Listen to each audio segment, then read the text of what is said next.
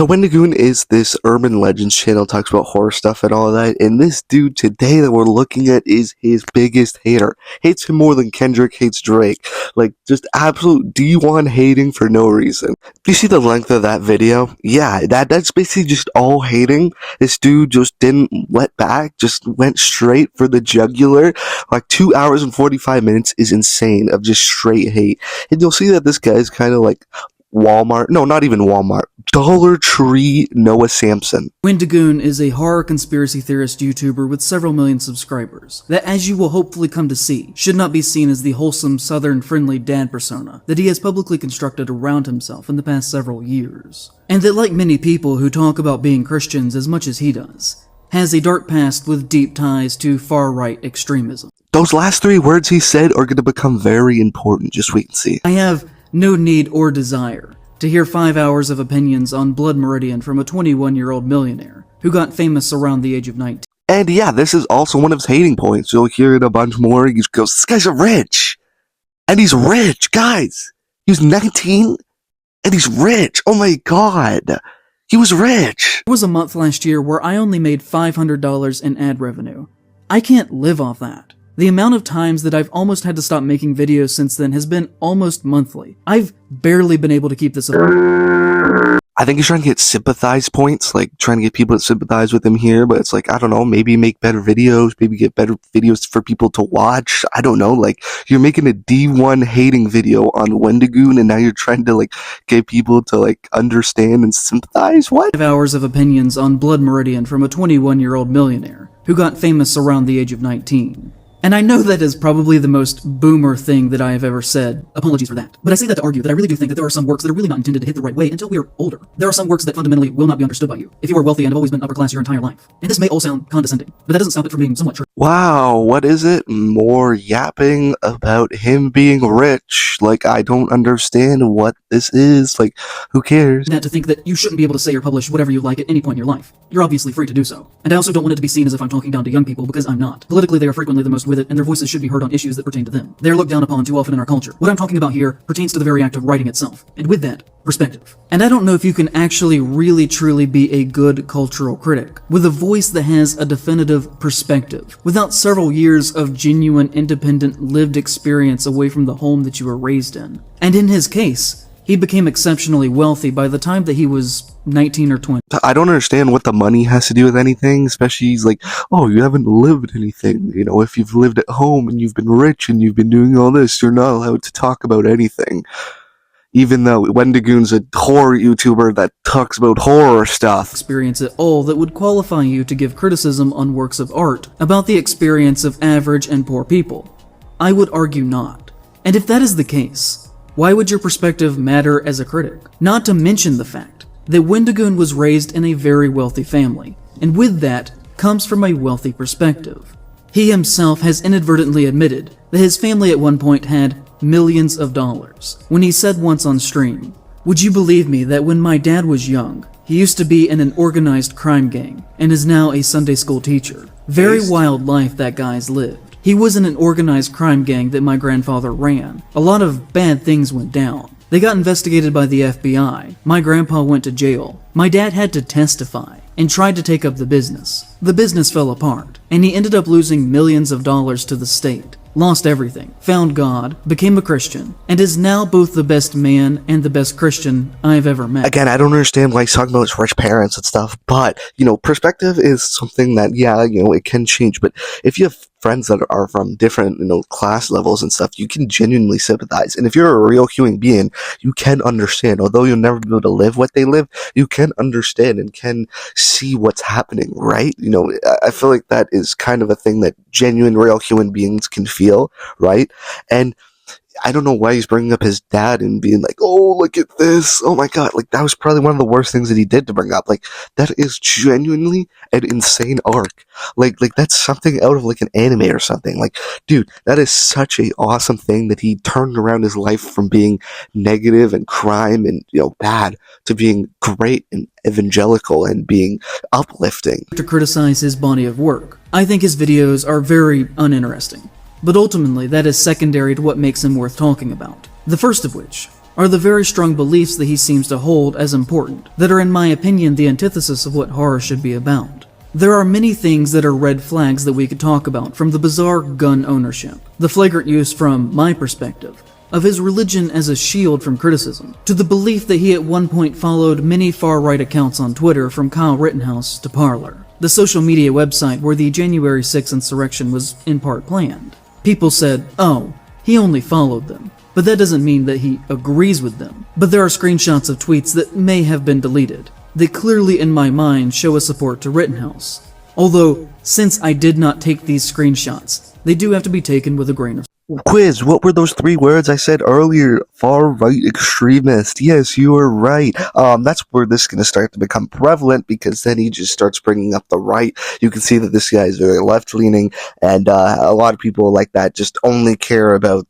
politics, only care about this, and he's like, oh, he's weird gun ownership, and it's like, no, it's not weird, like, he has guns, whatever, like, some people want to post about it, some people don't, like, that's what that is, and he's not using anything for a shield, like, I don't understand that, and, like, people can change, like, maybe he did do that, maybe he used to think that, but maybe he doesn't think that anymore, maybe he just followed it to see the situation, like, there's so many different possibilities, like, you don't know, like, you're just making assumptions here, and, you know what Henry Danger taught me, assuming makes an ass out of you and me. I think that's what it is. But in relation to everything else that we're going to talk about here, to me it seems to fall in line with his general beliefs. These have been widespread across the internet, and to my knowledge, I can find no examples of him directly saying that these are not real. So he may or may not have actually followed these accounts or supported them. This genuinely just hurts my brain. This guy goes, he may or may not have even done this. So why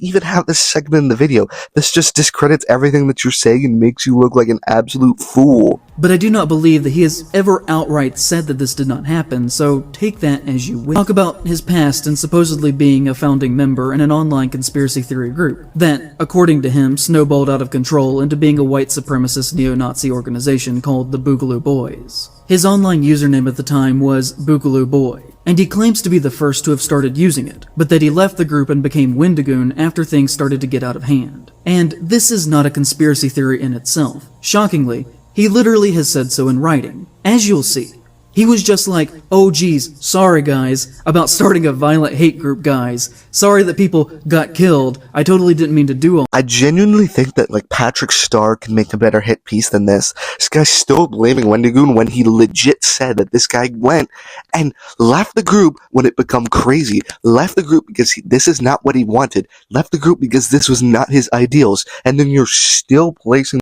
the blame on him. Like, please, pick a side. Also, it should be noted that the Boogaloo Boys are known for wearing Hawaiian shirts. And guess who else always has on a Hawaiian shirt? You currently, or is this like some sort of haha funny gotcha thing where you're wearing the Hawaiian shirt to make fun of him? Despite the fact that he publicly totally does not share in their beliefs, guys. So I'm guessing it is some sort of gotcha moment and he's still blaming him. Oh, he doesn't have these beliefs. No, he doesn't. You literally just said he left the group because he didn't like their ideals. I don't know how small-brained you can get. Like, who was it? Like Beetlejuice and Gary the Retard? I think both of them could come to better conclusions than this guy. I'm just saying that if at the very least I, in any way whatsoever, somehow accidentally, inadvertently, started a hate group, I wouldn't continue to still dress like them if it were me. It would make me look like I still believed in their cause, and that I just couldn't talk about it because people would publicly get mad. He could have, just still likes wearing Hawaiian shirts. Like, it must be something that he really enjoys, and then, when the group whatever happened, he accidentally did that and went, oh crap. That's kind of bad, but I still enjoy wearing these shirts. I'm gonna still wear them. Over 2 years ago, I was among the first to begin using the term Boogaloo. Originally, it was a rendition of Che Guevara's, not that he was a good person by any means, code word for revolution, and I have always been a proponent of freedom and liberty. I believe in the divine rights of every human, and therefore, aspects of self-independence are important to me. So I began using the word in small settings, and then decided to make a meme page using the name as no one had yet done so. To give you an idea, my name was Boogaloo Boy, and several have pointed to me as being the original and started the Hawaiian shirt thing, as I've always just worn those shirts. However, as the term became mainstream, more ideas began to come into the group. Everything from Antifa members to fascists wanted in on it, and the original idea became muddled and broken. I always meant it as a for the people thing, yet it quickly became something else. To give you an idea, I watched the same news station call it a far leftist movement and a far right movement in the same day. It became something I didn't want to be a part of, and so I left. I dropped the name, took a break, and decided to talk about things I enjoyed like conspiracies and movies, under the new title, Wendigoon. Again, he brings up points that are just like nothing but it's like, yeah, he left that and said he didn't want to be a part of it anymore, so how is that still connected? Saying that there was harm and violence perpetrated on both sides is the kind of language that other fascists, like Trump, say to disorient people into not seeing far-right extremism for what it Guys, he said the 3 words, let's go. But, yeah, I don't know, he just thinks that, like, the left can do no wrong, kinda, and it's like, well, if 2 people are doing equally bad things, they're still both equally bad, depending the situation, right? Like, I don't know, if 2 people are shooting each other over politics, like, they're both in the wrong. It's not like one person's more morally wrong or morally right than the other. Like, they're both bad, like, you know what I'm saying? also wants it to be very clear that he is not a political person. But to my ears, this is all conservative doublespeak. And I hope that this is becoming obvious to you as well. In my opinion, there is a regular pattern of behavior there, from supporting Rittenhouse to having multiple ties to other far-right extremist figures, that I think a clear picture is painted that he does not mean this as a communist kind of thing, and seemingly more so means people as a very select group. I mean, he's probably changed and probably doesn't want to associate with that anymore, which is why he says he's not political and why he says he doesn't want to get into it, because apparently if you say, this is what happens, if you say you're openly Christian online, people will just automatically say you're conservative or automatically think you want to talk politics or have a say in politics all the time. So you have to constantly say you don't want to talk about politics because that's what he's doing, and he had a past with it and he doesn't want to be associated with it, which is also probably why he says I don't want to talk politics or I'm not a politician or whatever, right? I think that's pretty clear in the air. Wendigoon is very publicly friends with Turkey Tom. They have been seen together on multiple occasions, and I've seen online mentions that Tom was either at his wedding or at the very least was invited. Tom has been accused of using the N-word multiple times in private conversations, including these screenshots of text. I understand that this is like not good, and I don't condone it either, but it was in private. 1, 2, he wasn't necessarily using it in a hateful way. He was probably trying to be edgy and joke to his friend, and 3, it wasn't in public, right? It was in a private setting. He didn't say it in public in a hurtful way or in some sort of shock way or anything, right? He said it in a private conversation, which I'd say is much better than going out and just genuinely being racist or something, which, he was much younger as well, which I guess you can attribute to that as well. I think he was like 16 probably when he put this out or something like that, so he's young and dumb as well, which probably factors into it. Accused of saying that the upper tiers of his Patreon were intended for Jews with deep pockets. That is actually pretty funny.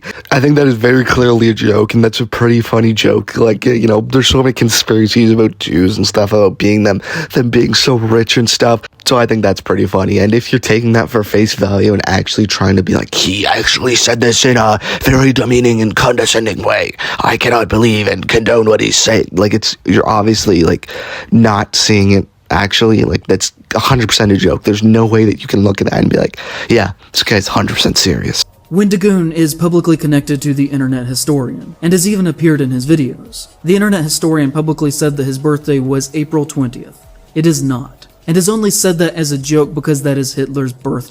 Sir, actually, I don't know if you are up to date with your modern brain rot, but, back in my day, we had the 420 Quickscope MLG, so, joke's on you. Friends with Donut Operator, and even retweeted a photograph of the 2 of them hugging. Donut Operator is a gun-crazed, very far-right YouTuber with 4 million subscribers, whose career consists of him reviewing footage of police officers shooting and killing people. He was once a cop himself, before he made more money making YouTube videos and retired. His content is very pro-state, pro-cop, pro-gun, and pro-death to people who don't share his beliefs propaganda. For example, one of his videos is titled, Predator Takes Shotgun to the Face, and features a picture of him smiling in the corner of the thumbnail next to an image of a terrified man about to be executed by Let's see. Why did you pick that video? Why did you defend the person in this video?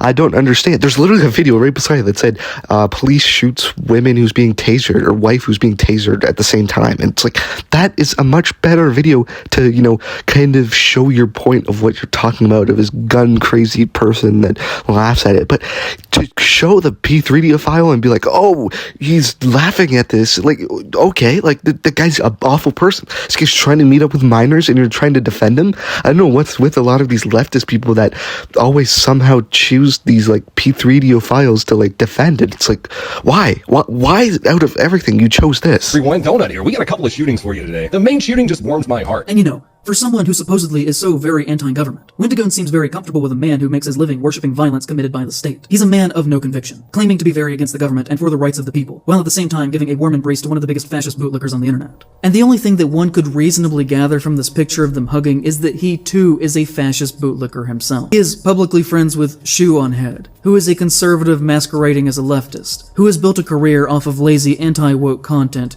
complaining about SJ. Guys, I hate to say that obviously the only thing that we can take away from people being friends is that they're obviously all hard rightist extremists that want to kill everyone. I'm sorry, you know, if you're friends with someone on the right or someone on the left, just stop being friends with them, you know, because you're going to become a hard rightist or a hard leftist just like them, and it's just the truth. I'm sorry. You can't be friends. Friends with Brandon Buckingham, a gun YouTuber who has been accused of threatening rape. Wow, that is so wild. That is insanely out of pocket. To talk about someone and use a picture of them with their dying grandpa is actually wild. I don't know anyone who would do that. Even I wouldn't even do that to one of my worst enemies. Someone who, like, that is just insane that he's doing that. And oh my god. He also didn't threaten the R word. Him and Sneeko were doing a fight or about to fight each other or whatever, and they're just, you know, having some banter between each other, so that's not even real. He is friends with Oompaville, a gun-obsessed content creator that has taken advantage of Nakado Avocado's mental decline for fame and for money. I'm pretty sure Nakado actually agreed to doing this. Like, you can't force a grown man to do something, and you can see Nakado actually broke character, and that's not the only video that he's done with him. I think he's actually, Oompa's done a few videos with him. Like, they're low-key kind of like have a little friendship kind of going on there, but like you can't force a grown man to really do anything. And yeah, again, he was so out of character throughout the video with the videos with him. It's hilarious because now he's like kind of pissing and whining about all of this. He made a Patreon post and a community post and a bunch of posts and stuff, like talking about it and be like, oh my, he's like just whining and crying about it and this whole situation. And then his Discords got leaked as well, which is what I'm gonna show here. He's like, guys, do you think I come back from this? I'm really sad tonight. Guys, please be honest. What do you think? What do you guys think? I'm such a sad boy. I think I realized my mistake, guys. I did something wrong.